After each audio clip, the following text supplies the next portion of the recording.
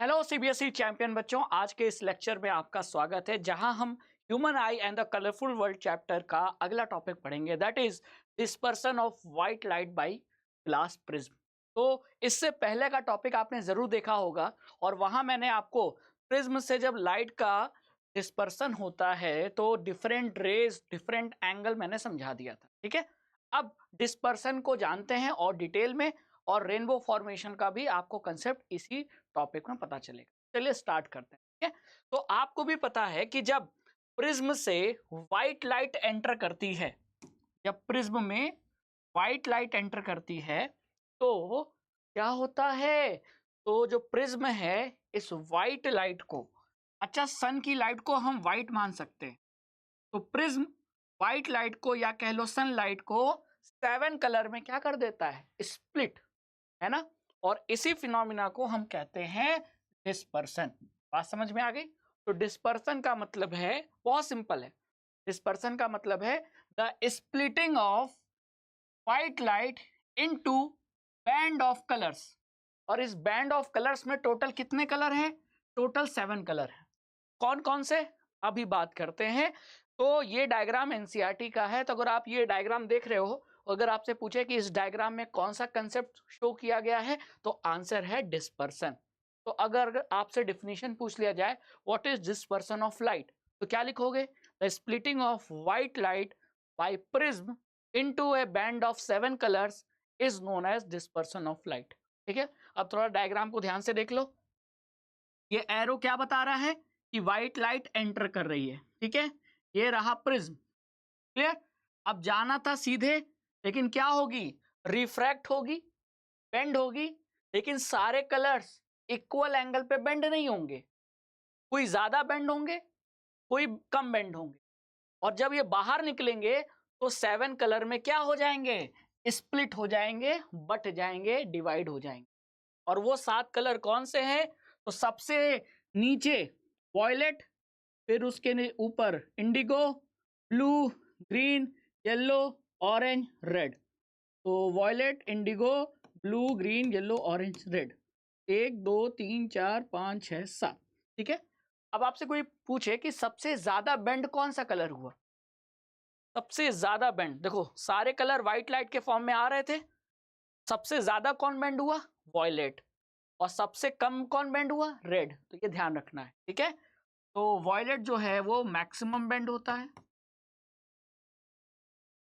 और जो रेड है वो मिनिमम बेंड होता है। ठीक है, बात समझ में आ गई? चलिए, अब ये जो बैंड ऑफ 7 कलर्स है इन्हें कहते क्या है?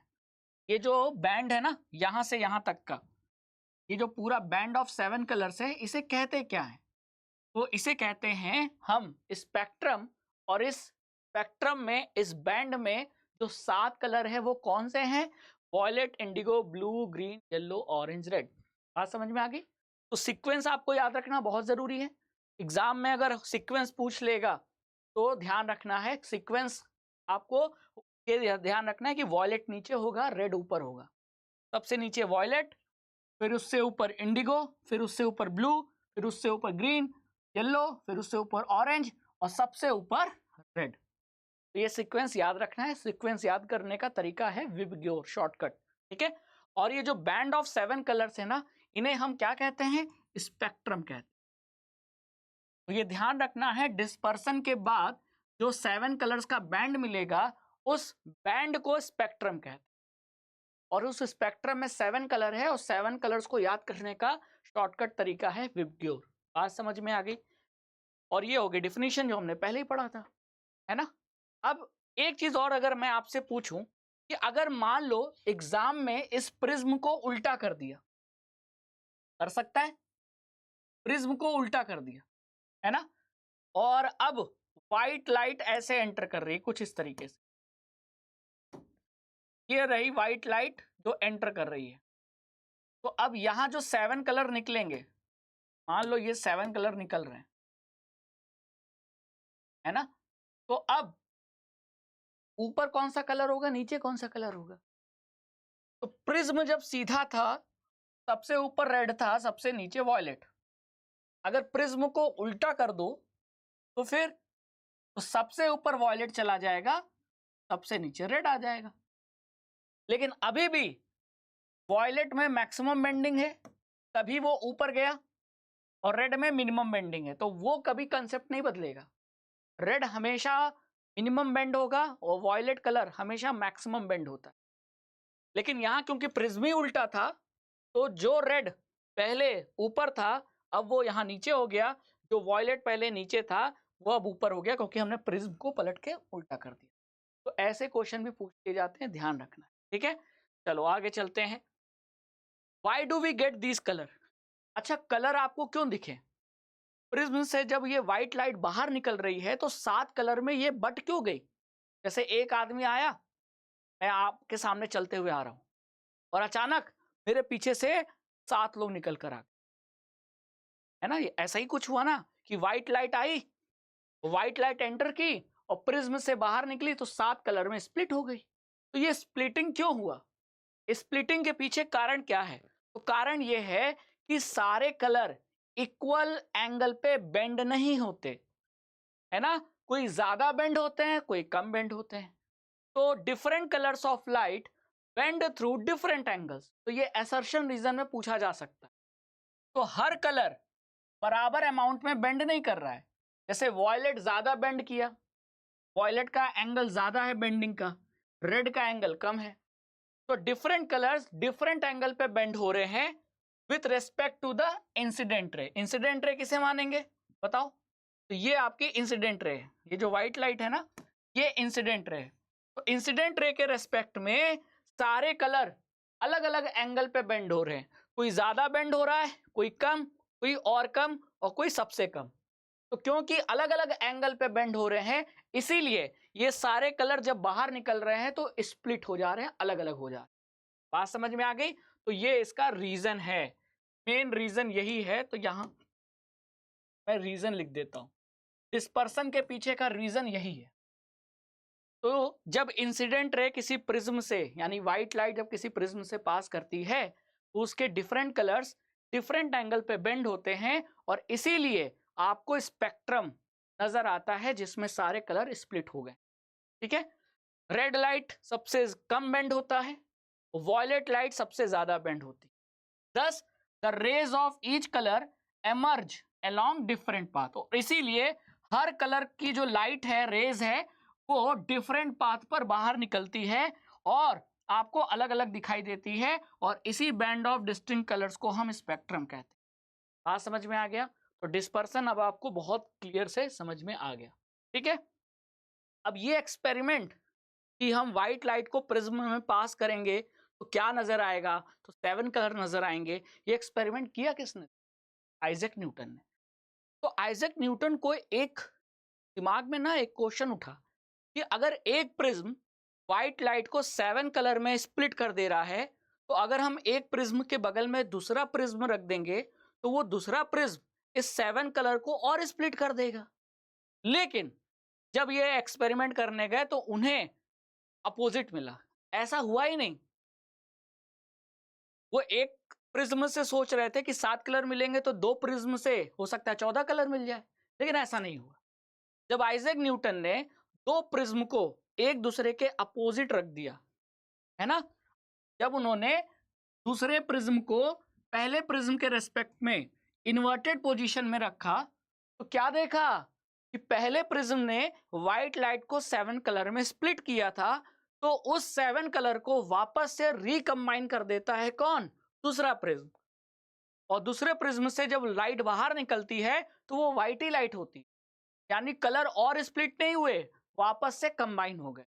तो ये कहलाता है रिकॉम्बिनेशन ऑफ स्पेक्ट्रम, जिसका ये डायग्राम है ना।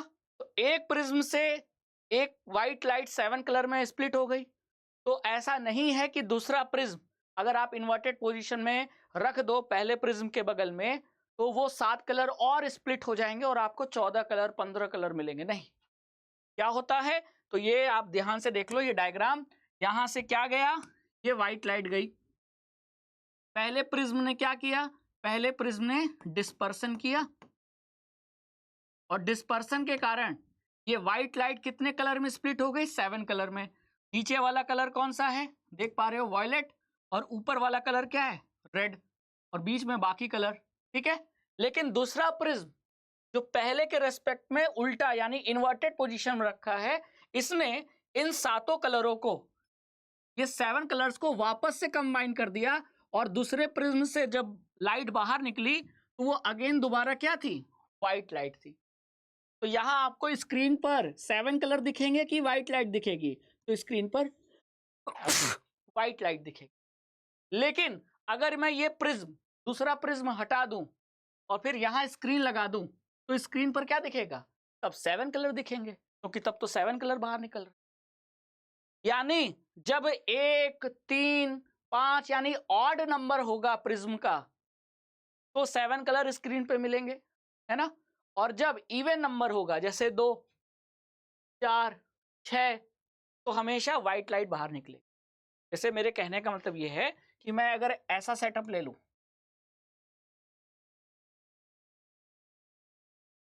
यहाँ कितने प्रिज्म है, 1, 2, 3, 4।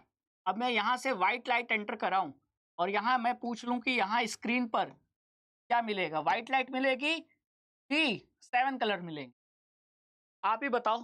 पहला प्रिज्म क्या करेगा, व्हाइट लाइट को 7 कलर में स्प्लिट कर देगा। दूसरा प्रिज्म सातों कलरों को वापस से कंबाइन करके व्हाइट लाइट बना देगा। फिर वो व्हाइट लाइट फिर थर्ड में जाएगी तो वापस से स्प्लिट हो जाएगी 7 कलर, और फिर चौथा प्रिज्म उस 7 कलर्स को वापस से कंबाइन कर देगा व्हाइट लाइट। तो यानी जब जब 2, 4, 6, 8 यानी इवन नंबर होगा, तो व्हाइट लाइट एंटर करेगी तो व्हाइट ही बाहर निकलेगी। यानी जब जब प्रिज्म का नंबर क्या होगा, इवन, तब तक आपको रिकॉम्बिनेशन ऑफ स्पेक्ट्रम देखने को मिलेगा। और प्रिज्म का नंबर अगर ऑड हुआ, 1, 3, 5, आपको स्क्रीन पर व्हाइट लाइट नहीं दिखेगी 7 कलर। जैसे मैं यहाँ एक प्रिज्म लूं और यहाँ स्क्रीन लगा दूं, तो फिर आपको 7 कलर दिखेंगे। 3 प्रिज्म होंगे तो भी 7 कलर, 5 होंगे तो भी 7। तो ये ध्यान रखना, ठीक है। तो ये डायग्राम बनाने को आता है। अब आते हैं रेनबो। तो जो नेचुरल स्पेक्ट्रम है वो रेनबो है, ठीक है। अभी तक हम एक्सपेरिमेंट कर रहे थे लैब में, डिस्पर्सन जब हमको एक्सपेरिमेंट लैब में किया तब पता चला। लेकिन ऐसा ही कुछ नेचर में बहुत पहले से होता आया है। जब आइजैक न्यूटन ने ये प्रिज्म वाला एक्सपेरिमेंट नहीं किया था, तब भी उसके पहले भी रेनबो का फॉर्मेशन होता था। लेकिन बाद में पता चला, अरे भैया ये जो रेनबो का फॉर्मेशन है, इसमें भी डिस्पर्सन ही हो रहा है। यहाँ भी व्हाइट लाइट 7 कलर में स्प्लिट हो रही है।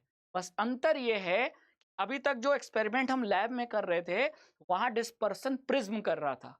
लेकिन यहाँ रेनबो के समय डिस्पर्सन कौन करता है, हवा में मौजूद, हवा में प्रेजेंट पानी की बूंदे, वाटर ड्रॉपलेट, ठीक है।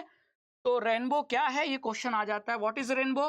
Rainbow is a natural spectrum. Spectrum मतलब 7 कलर, और ये 7 कलर नेचर में दिखाई देता है। जब बारिश का मौसम होता है तो आपने देखा होगा इंद्रधनुष बनता है। तो ये नेचुरल स्पेक्ट्रम है जो स्काई में, आसमान में नजर आता है। कब? बारिश के बाद। और ये क्यों नजर आता है? Due to dispersion of sunlight. किसने किया डिस्पर्सन? प्रिज्म ने नहीं। यहाँ प्रिज्म की जगह कौन है? हवा में मौजूद, क्योंकि बारिश हुई है तो हवा में पानी होगा, नमी होगी, तो हवा में मौजूद टाइनी वाटर ड्रॉपलेट ने जो डिस्पर्सन किया सनलाइट का, उसके कारण दिखाई देने वाला नेचुरल स्पेक्ट्रम ही होता है कौन? रेनबो।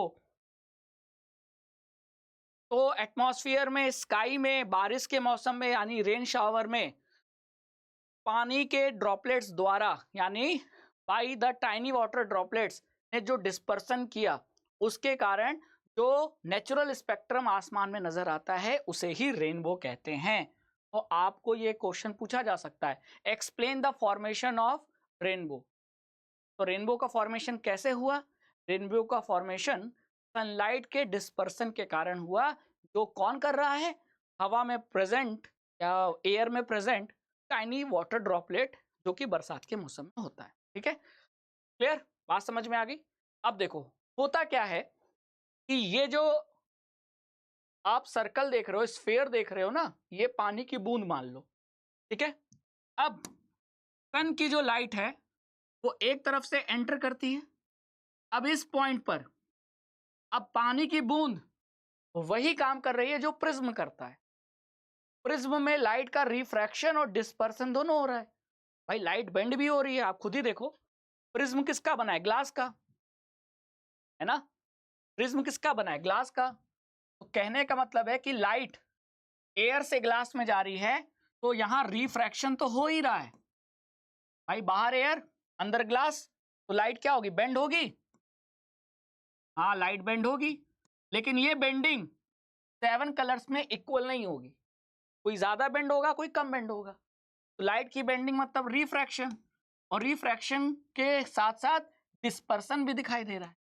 तो दो फिनोमिना आपको दिखाई दे रहा है, रिफ्रैक्शन भी और डिस्पर्सन। यहां भी और रेनबो के फॉर्मेशन में भी यही हो रहा है। ठीक है, बात समझ में आ गई। यहां भी रिफ्रैक्शन और डिस्पर्सन हो रहा है। अब इसको थोड़ा ये डायग्राम से समझते ही क्वेश्चन आ चुका है बोर्ड एग्जाम में। ये पानी की बूंद, तो ये प्रिज्म की तरह बिहेव कर रही है, तो ये लाइट का रिफ्रैक्शन भी करेंगे और डिस्पर्सन भी करेंगी। तो जब ये लाइट यहाँ पानी की बूंद से टकराएगी, तो यहाँ इस लाइट का क्या होगा? रिफ्रैक्शन और डिस्पर्सन। ठीक है, तो ये 7 कलर में स्प्लिट होकर जब यहाँ ये टकराएगी, तो ये टकरा कर वापस पानी के बूंद के अंदर ही, बाहर नहीं निकलेगी। तो यानी ऐसा लग रहा है टकरा कर वापस आ गई, यानी रिफ्लेक्ट हो गई, लेकिन रिफ्लेक्ट अंदर की तरफ हुई है, इसीलिए लिखा है रिफ्लेक्ट इट इंटरनली। क्या? Reflect it internally. तो यहां रिफ्रैक्शन हुआ, डिस्पर्सन हुआ, यहां इंटरनल रिफ्लेक्शन हुआ, और इस पॉइंट पर आकर फिर से रिफ्रैक्शन हुआ, और तब ये बाहर निकलेगी तो 7 कलर में बाहर दिखाई देगी। इधर से सनलाइट आई, पानी की बूंद से टकराकर जब बाहर निकली, तो 7 कलर आपको दिखाई देंगे यहां, और यही 7 कलर रेनबो का फॉर्मेशन करेंगे। ठीक है, यही 7 कलर रेनबो का फॉर्मेशन करेंगे। ठीक है, एक वायलेट लाइट, एक रेड लाइट। यहाँ 2 रे दिखाए गए ना, 2 रे मतलब एक वायलेट और रेड, और बाकी बीच के साथ बाकी कलर। ठीक है, तो इसका मतलब देखो, एक चीज ये भी समझ लो, प्रिज्म के केस में 7 कलर किधर दिखाई दे रहे थे?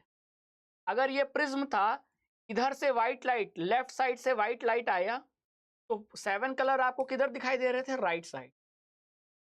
तो अगर प्रिज्म की जगह में हटाकर यहां पानी की बूंद लगा दूं, तो इधर से सनलाइट और रेनबो का फॉर्मेशन अपोजिट साइड। यानी हमेशा जो रेनबो का फॉर्मेशन होता है वो सन के अपोजिट साइड होता है। बात समझ में आ गई? Clear? A rainbow is always formed in a direction opposite to that of sun. अब आपको क्लियर हो गया होगा। ठीक है, अब प्रिज्म वाले कंसेप्ट से आप बिल्कुल समझ सकते हैं, कोई दिक्कत की बात नहीं है।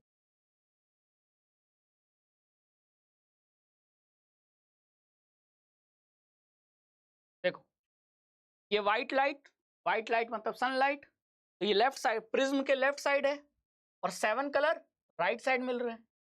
अब रेनबो के फॉर्मेशन होगा, तो प्रिज्म की जगह कौन आ गया? पानी की बूंद।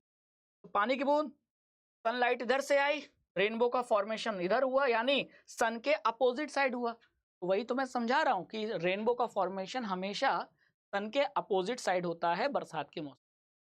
वही लाइन लिखी हुई। और यहाँ 3 फिनोमिना होते हैं जब पानी की बूंद से सनलाइट गुजरती है, तो यहाँ रिफ्रैक्शन होता है, डिस्पर्सन भी होता है, और इंटरनल रिफ्लेक्शन होता है।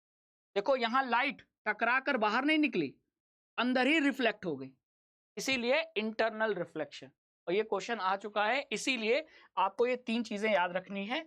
रिफ्रैक्शन होता है, डिस्पर्सन होता है, और इंटरनल रिफ्लेक्शन होता है, तब जाकर रेनबो का फॉर्मेशन। बात समझ में आ गई? तो यहाँ हमारा ये टॉपिक एंड होता है, that is dispersion of light by prism. तो डिफिनीशन पूछा जा सकता है, डायग्राम के बेस्ड क्वेश्चन बनते हैं, रेनबो पे क्वेश्चन बनते हैं। ठीक है, तो आई होप कि अब आपको समझ में आ गया होगा। तो इस चैप्टर का ये टॉपिक बहुत इंपॉर्टेंट था। नेक्स्ट लेक्चर में अगला टॉपिक स्टार्ट करेंगे, दैट इज एटमॉस्फेरिक रिफ्रैक्शन। तब तक खुश रहिए, मस्त रहिए, और वीडियो पसंद आए तो लाइक कीजिए, शेयर कीजिए, और चैनल को सब्सक्राइब कीजिए। Thank you.